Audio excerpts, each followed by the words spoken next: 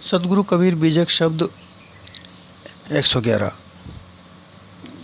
है कोई गुरु ज्ञानी, जगत उलट वेद बूझे।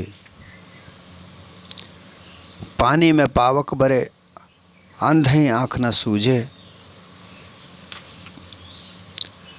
गाय तो नाहर खायो, हरिन खायो चीता। काग लंगर फांद के, बटेर बाज जीता। मूसा तो मंजार खायो, श्यार खायो स्वाना। आदि को देश जाने, तासु वेश बाना। एक कहीं दादुर खायो, पाँचे भुवंगा। कहीं कबीर पुकार के, है दो वे के संगा। ये सदगुरु कबीर का उलटवासी शब्द है। 8 पंक्तियों का जो शब्द है, इसमें उलटवास है।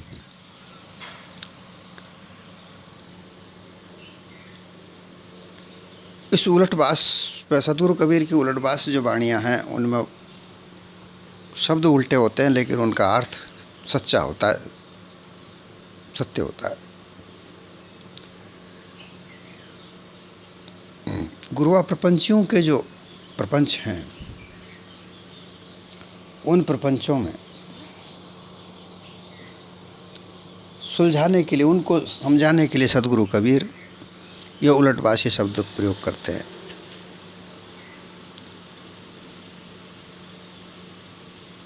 वह कहते हैं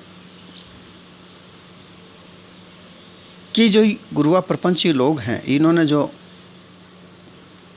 सबको अंधा बनाकर अंधा ज्ञान जो देते फिरते हैं, उनको जानने की आवश्यकता है, उनको समझने की आवश्यकता है। तुम उनको समझो।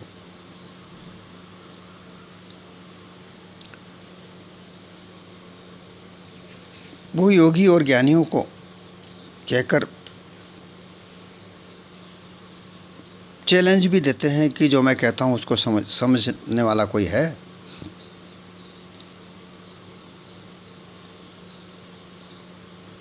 जो वेद के प्रमाण से संबंध संपूर्ण जगत को ही एक अद्वैत ब्रह्म अधिष्ठानी सत्य ऐसा समझते हैं। राजयोग, हठ योग, ज्ञान योग, सांख्य योग, ये चारों योगों की विधि से श्वास वायु को नाभि स्थान से उलटकर ब्रह्मांड में चढ़ा करके समाधि स्थिति में एक आत्मा परिपूर्ण ऐसा स्वानुभाव करते हैं। इन 4 विधियों से आत्म स्थिति मुक्ति होती है और उपाय का जीव बंधन नहीं छूटता, इत्यादि जो योगी बताते हैं।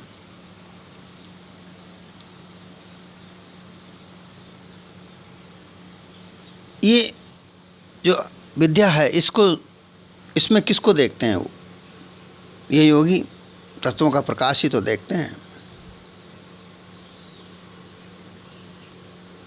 जिस जगह पर ये पहुंचते हैं कारण देह,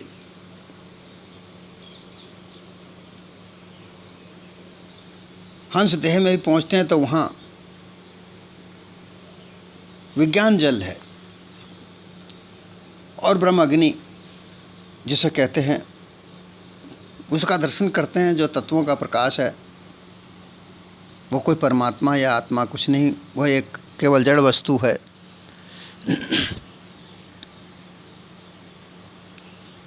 अंधकार, अविद्या, अज्ञान रूप जड़ाध्यास को मिटाने वाले, प्रकाश करने वाले, विद्या स्वरूप ज्ञान का पारखपोत कराने वाले सच्चे सद्गुरु कोई कोई होता है, पारखी कोई कोई संत होता है। वे जगत के उल्टी रीति रिवाज, विपरीत समझ, बंधनधाई चाल चलन, खाने बानी के सब कार्य को अपनी परीक्षा दृष्टि से यथार्थ ज्ञान से परखाते हैं। ऐसा कोई बिरला ही होता है। ये सद्गुरु कहते हैं कि जब तक पारक पोध नहीं है, तब तक ये वेद वेदांत की वाणियों की काल्पनिकता जो संसार में फैलाई जा रही है, ये समझ में नहीं आती है। इनसे उलटकर, वेद वेदांत की वाणियों से उलटकर अगर देखे इनमें से बाहर, अच्छा अर्थात इनमें से बाहर निकल कर, इनसे अलग निकल कर अगर कुछ समझे जाने तो समझ में आए, परंतु इनके ज्ञान में बंद कर, नेति नेति कहकर मनवाणी बुद्धि नहीं जान सकती ऐसा कहकर अगर इसमें ही उलझते रहोगे तो सत्य यथार्थ नहीं जान पाओगे। इसको जानने के लिए इनसे उलट बाहर निकलकर पार के संत के शरण में जाना चाहिए। वो रोचकता से बाहर निकालकर सत्य यथार्थ ज्ञान समझाते हैं और वो समझाते हैं कि चेतन स्वरूप जीव कैसे अनादि पुरुष है। इसे समझने के लिए ब्रह्मज्ञानी, ज्ञानी, हठी योगी, इनके पास इनका ज्ञान नहीं है। वो तो जो परंपरा से जो चला आ रहा है अंधा ज्ञान है, वही उसी में वो रोचकता से उलझे हुए हैं और रोचकता से उलझा कर लोगों को भ्रमित करते हैं। पानी में पावक बरे अंधई आँख न सूझे। पानी में कभी आग नहीं जलती दिखती, परंतु सदगुरु यहाँ कहते हैं कि पानी में पावक, पावक अग्नि, अंधई आँख न सूझे। बरे पानी में पावक, जल के अंदर अग्नि बरे अर्थात जल रही है, किंतु यह अंधों को आँख नेत्रों से सूझता नहीं है। अर्थात पानी रूपी वाणी जो सूक्ष्म देह है, यहाँ चंचल रूपी जल है और कामाग्नि है। ये चंचलता की जो वाणी है, चंचलता रूपी जो जल है, ये जल अर्थात विचार, विभिन्न प्रकार का विचार, विभिन्न प्रकार की वाणियाँ इस हृदय में भरी पड़ी हैं और इनमें भ्रम, कल्पना, अहंकार की अग्नि, विरह अग्नि खूब जल रही है। इनमें विरह अग्नि खूब सारे तरीके से जल रही है। यहाँ जो अग्नि है, यहाँ काम अग्नि है। चंचल जल के साथ काम अग्नि लगी है और ये काम अग्नि काम को शांत करने के लिए विरह, अहंकार, कल्पना, ये इसके स्वरूप हैं और उसी में सब जीव झुलस रहे हैं। विरह की अग्नि, अभाव की अग्नि, जैसे कोई वस्तु पदार्थ प्राप्त नहीं हुआ, उसके अभाव में वो उसको प्राप्त करने के लिए यहाँ से वहाँ भागता फिरता है। तीर्थ व्रत में दान पुण्य करने, नहाने धोने, तीर्थ व्रत में भागता फिरता है, यहाँ से वहाँ स्थिरता से विचारता नहीं है।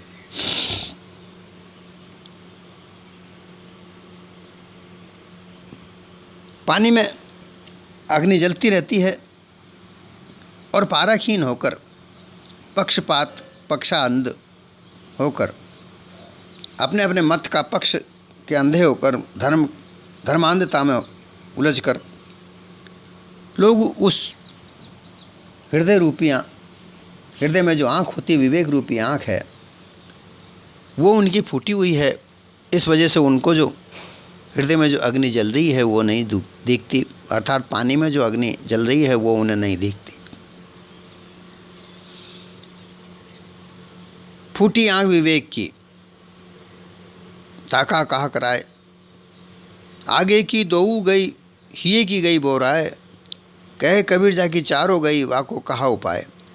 जो दो आँख हैं, ये बाहर की आँख हैं, ये तो मोह माया में फूट जाती हैं। मोह माया में उलझकर ये इन आँखों से सत्य यथार्थ नहीं सूझता, यहाँ पक्षपात सूझता है। कौन मेरा है, किस मेरा जो है व्यक्ति, मेरा पुत्र, मेरी स्त्री, मेरा भाई, मेरा संग साथी, मेरा पक्ष लेने वाला, वो उनकी तरफ देखता है।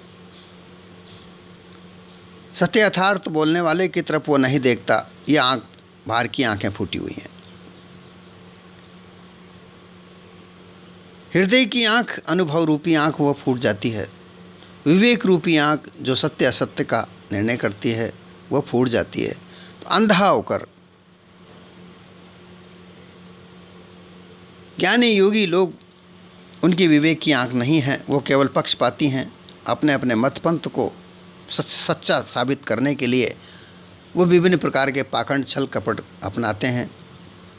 वो उनको अग्नि में, जो पानी में अग्नि जल रही है, उस अग्नि में खुद को झुलसा रहे हैं, वो उनको सूझता नहीं है।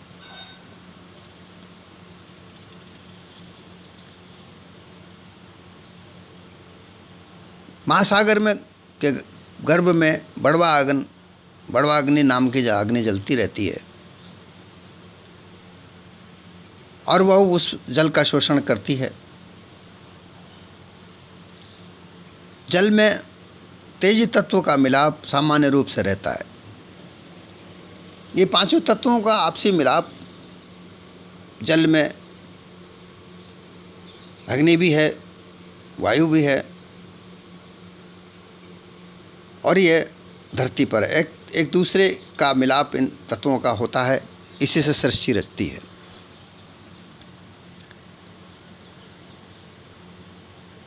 अर्थात इस चंचल मन में, अंतःकरण में इच्छा रूपी वासना, ये वासना रूप धारण करती है। इच्छा होती है जो ये वासना रूप धारण करती है।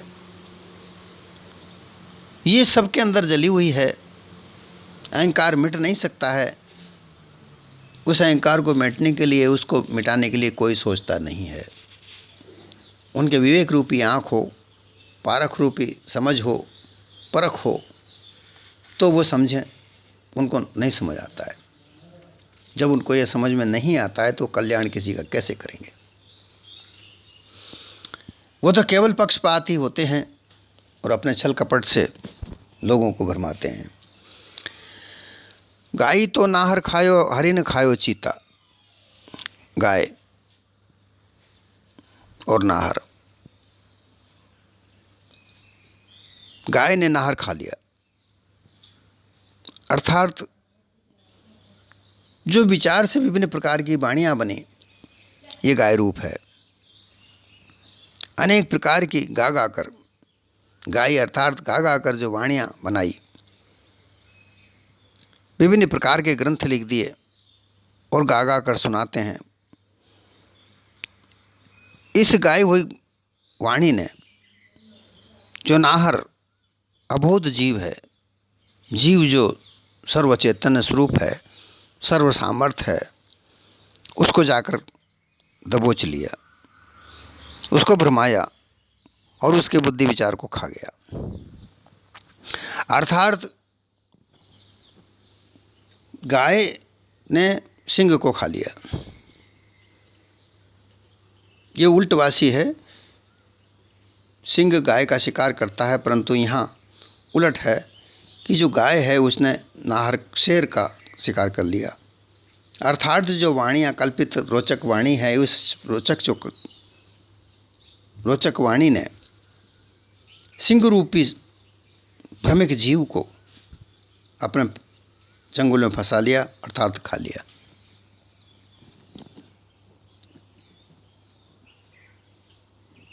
नाहर बाघ अबोध जीवों के मन को भरमा लिया, भुला लिया, उनकी बुद्धि विचार को खा लिया, नष्ट कर दिया। हिरन और मृग हिरन अर्थात मृग, चीता अर्थात छोटा शेर। यहाँ हिरन मनमानित माना हुआ परमात्मा, जो चराचर सब एक में मिले हुए हैं, जो हरि परमात्मा ठहराया गया है, उस मानिंदी में चीता बाघ से छोटे एक बलिष्ठ हिंसक पशु के समान चित्त को सत्ता देकर चेताने वाले महान सत्य चेतन जीव को खा गया, भ्रम भुला दिया। अर्थात गुरुवालोगों की वाणी सुन सुनकर अबोध जीव श्रवण मनन ज्ञान साधनाओं से एवं योग साधनाओं से देह में इंद्रियां, इंद्रियों में विषय वासनाओं को, अवस्था में अवस्था को तत्वों में विलय करके एक गोलाकार शून्य स्थिति प्राप्त की। उसी को हरि परमात्मा मानकर भ्रमित हुआ। उसी भ्रम धोखे में पड़कर चैतन्य जीव की बुद्धि को विनाश किया।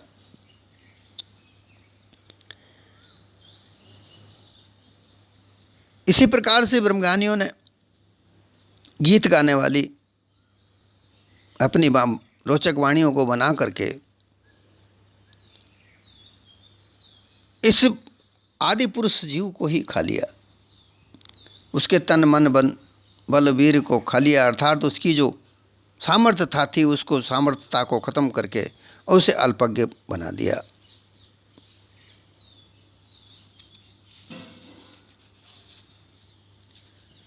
काग लंगर फांद के बटेर बाज जीता। लंगर पानी के जहाज में, जहाज को रोकने के लिए एक बड़ा लोहे का लंगर बनाया जाता है। मोटे रस्से से उसको जहाँ जहाज रोकना होता है उसको वहाँ डाल देते हैं। उन लंगरों को डालने से जहाज एक जगह रुक जाता है। लेकिन यहाँ इसका आशय अलग है। लंगर से यहाँ आशय जो सतगुरु कबीर ने दिया,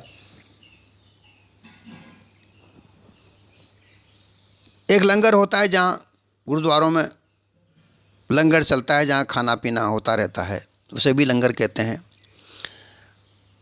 परंतु यहाँ जो लंगर है वो शिकारी पक्षी लग्गड़, चीता, लकड़बग्गा जिसे कहते हैं,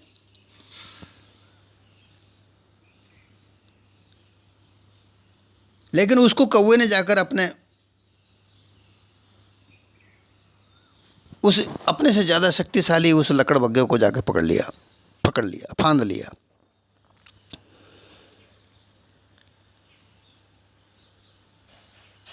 वैसे ही बटेर तीतर से छोटा पक्षी होता है।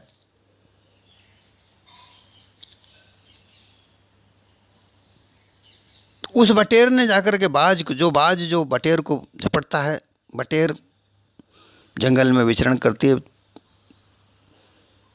तीतर से छोटा पक्षी होता है, उसको बाज ऊपर उड़ता रहता है, वो देखता रहता है। जैसे ही वो बटेर झाड़ियों में से बाहर निकलती है वो उनको झपट लेता है। परंतु यहाँ उलटवास हो गया। उस बटेर ने बाज को जीत लिया। अर्थात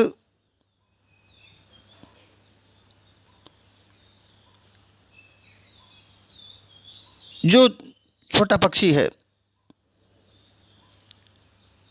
उसको जाके पकड़ लिया। अर्थात कौवावत बोलने वाले ब्रह्म के गुरुआ लोगों ने, अर्थात जो संसार में भ्रमण करते हैं, बोलते रहते हैं, गाते रहते हैं, अपनी अपनी पंथ मंथ की वाणियाँ गा के सुना करके अपना लंगर चला के जगह जगह जहाँ जाते हैं, जहाँ भंडारा करवाते हैं, फिर भंडारा में लोग इकट्ठे होते हैं, फिर वहाँ अपनी वाणियाँ सुनाते हैं। ऐसा करके, ऐसा दिखावा करके लोगों को विवेकहीन बना करके और वो उनको पकड़ लेते हैं, अर्थात अपने फंद में फंसा लेते हैं। ऐसा इनका पाखंड है।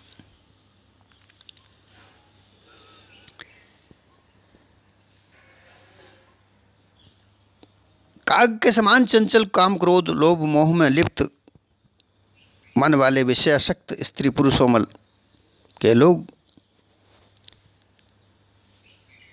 ये भी ऐसा ही करते हैं। मन माने नियम, मन माने विषय भोगों के कार्य, जीव हिंसा, व्यभिचार, मदिरा, मांस का भक्षण का पाप कर्म करने में लग जाते हैं। वे किसी के हितकारी वचनों को नहीं मानते, स्वेच्छाधारी हो जाते हैं, पशुवत विषय भोगों में लिप्त रहते हैं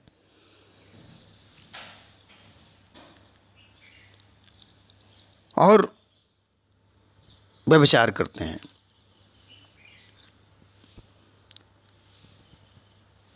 अर्थात निसहाय लोगों को सताते हैं, निसहाय स्त्रियों को अकेला देखकर पकड़ते हैं, व्यभिचार करते हैं, विषय भोग में पड़े रहते हैं, फिर कष्ट देखते हैं, आवागमन के चक्करों में जाते हैं। मूस तो मंजार खायो, स्यार खायो स्वाना। मूस जिसे चूहा, मंजार अर्थात बिल्ली। बिल्ली हमेशा चूहे को खाती है, यहाँ उलटवास है।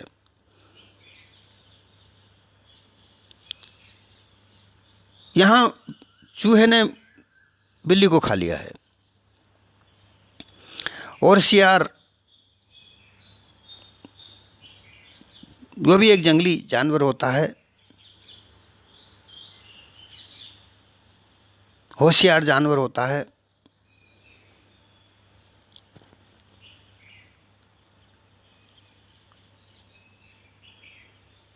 उसने श्वान अर्थात कुत्ते को खा लिया। सियार से कुत्ता शक्तिशाली होता है। सियार जब कभी नगर के पास आसपास आते हैं तो कुत्ते उनको भगा देते हैं। यहाँ उलट हो गया कि उन्होंने नगर में जाकर कुत्तों को पकड़ लिया, उनको खा लिया। अर्थात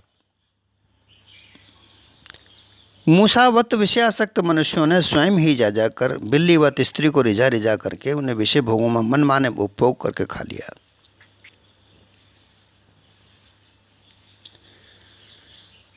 इसी तरीके से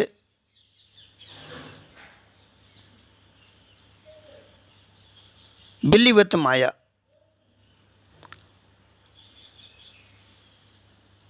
जो ये गुरुआ प्रपंची लोग हैं, उन्होंने वेद आदि वाणियों को, शास्त्रों को पढ़ पढ़ कर, सुना सुना कर, गा गा कर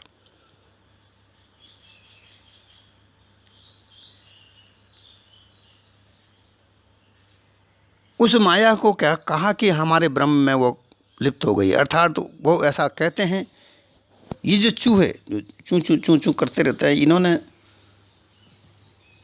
रोचक वाणियों को सुना सुना कर लोगों को भरमाया कि माया ब्रह्म में खत्म है, जहाँ ब्रह्म है वहाँ माया नहीं है, ऐसा कहकर लोगों को भरमाया। और शहरों में जा जाकर, गाँव में जा जाकर जो जीव सामर्थ्य है, हर जीव की जो कर्म भूमि, उस कर्म भूमि में वो लगकर अपने कर्तव्य को, मानवता को समझकर मानव कर्मों में लगा हुआ है, उनसे उनको हटाकर अनुमानित कर्मों में लगा दिया।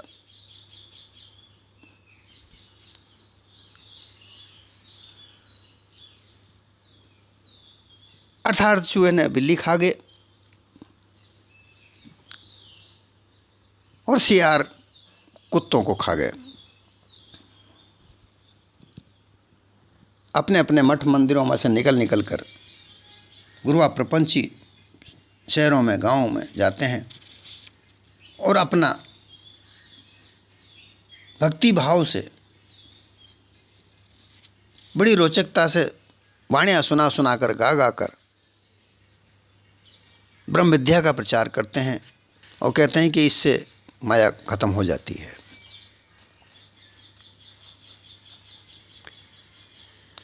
आदि को देश जाने तासु वेश बाना। ये जो गुरुआ प्रपंची लोग हैं, ये कहते फिरते हैं संपूर्ण संसार के आदि मध्य अंत का जानने वाले, मूल कारण होने से कोई एक परब्रह्म परमात्मा है, सो वही सर्वदेश में परिपूर्ण सर्वधिष्ठान है। वह मूल कारण है, संसार के रचने का मूल कारण हुआ है, वह आदि अनंत है, उसी से सब सारा संसार की रचना हुई है। और वेद वेदांत में उनका पूरा विवरण है। उनके श्रवण से, उनके मनन से पर ब्रह्म को अपना स्वरूप समझकर जिसने जान लिया, वही भेष, वही सर्वोत्तम माना जाता है। वही ब्राह्मण, ब्रह्मविद, ब्रह्मनिष्ठ परमहंस भेष के साक्षात ब्रह्म स्वरूप है। उनको माया का कोई बंधन नहीं, फिर बाकी नहीं रहता, वे सदा मुक्त रहते हैं। ऐसा कह करके लोगों में काल्पनिक वाणी दड़ाकर रोचकता से उनको अपने फंद में फंसाते हैं। परंतु वो ये नहीं बताते कि चेतन स्वरूप जीव यह आदि अनादि पुरुष यही है। अनादिकाल अनित्य सत्य है। ये जड़ और चेतन पृथक पृथक विजाति हैं। जड़ चेतन से उत्पत्ति, जड़ चेतन की किसी ने उत्पत्ति नहीं की, और चेतन के स्वरूप से ही जड़ तत्व उत्पन्न नहीं हुए हैं और भी नहीं हो सकते। जड़ अध्यास के कारण से प्रवाह रूप देह धारण करके ये जीव बंधे चले आ रहे हैं। पारक बोध प्राप्त करके जड़ाध्यास को मिटाने पर ये जीव चेतन स्वरूप में स्थिर मुक्त हो जाता है, अपने निस्वरूप को जान जाता है। ये ज्ञान नहीं देकर केवल ब्रह्म स्वरूप बनाकर लोगों को रोचक वाणियाँ सुनाकर उनको भुलाते हैं। जो ब्रह्म किसी ने कभी देखा नहीं, जो मिलता नहीं, अंत में कहते हैं मन वाणी बुद्धि उसको जानती नहीं है। ऐसा भ्रमिक ज्ञान ये फैलाते हैं। एक ही दादुर खायो पांच ही भुवंगा। दादुर मेंढक को कहते हैं। ये कहते हैं कि एक मेंढक वेद वेदांत की वाणी को टर टर रटने वाले पंडित ब्रह्मज्ञानी लोगों ने एक अद्वैत ब्रह्म की ही सबका निश्चय करा के खाया। अर्थात अनुमानित ब्रह्मज्ञानी लोग ये कहते हैं कि ब्रह्मज्ञान के आधार पर ओंकार का शब्द रटकर पांच भुवंगा अर्थात पांच सर्प, पांच अभिमान, जैसे स्थूल शरीर में विश्व अभिमान ये आकार है, उकार ये आकार विश्व अभिमान है, उकार तेजस अभिमान है, मकार प्राज्ञ अभिमान है, अर्धमात्रा प्रत्यागात्मा अभिमान है, और बिंदु मात्र जो निरंजन है। ये पांच प्रकार के जो अभिमान हैं, विश्व अभिमान, तेजस अभिमान, प्राज्ञ अभिमान, प्रत्यागात्मा अभिमान और निरंजन, ये पांच प्रकार के जो अभिमान हैं, ये अभिमान रूप सर्प हैं। इनको सर्प की संज्ञा दी गई है, इनको सर्प माना है। पांच सर्प ये अभिमान माने गए हैं। कई जगह शब्दों में आता है कि ये जड़िया सतगुरु दीनी माने अमर जड़ी, पांच नाग 25 नागणी ये सूंगत तुरंत मरी। इसका मतलब यही होता है जो पांच नाग हैं ये पांच अभिमान है।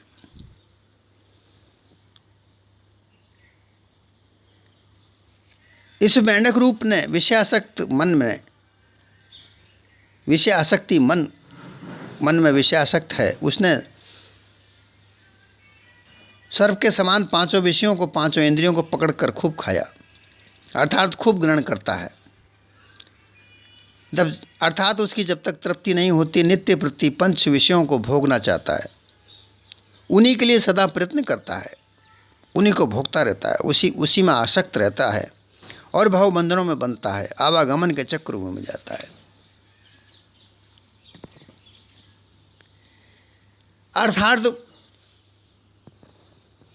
ब्रह्म मानिंदी के विभिन्न प्रकार के मत पंथ के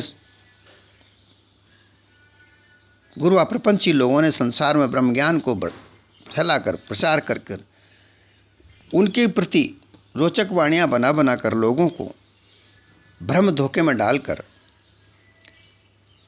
अपने निज स्वरूप से एक तरफ करके चेतन स्वरूप जीव को अल्पज्ञ बना दिया।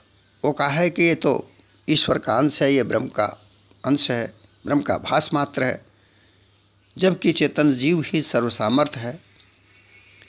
ये अपने निज स्वरूप को नहीं जान पाता, इसलिए ये अपने आप को असमर्थ समझता है। गुरु प्रपंची लोग इसके यथार्थ स्वरूप को नहीं जानने देते, कल्पना में इसको भुलाते हैं और सत्य यथार्थवादी पारखी संत इसको अपने निस्वरूप में स्थित कराते हैं। निस्वरूप का ज्ञान देकर सभी कल्पना से बाहर निकालकर निज पद में स्थित करते हैं और मुक्त कर देते हैं।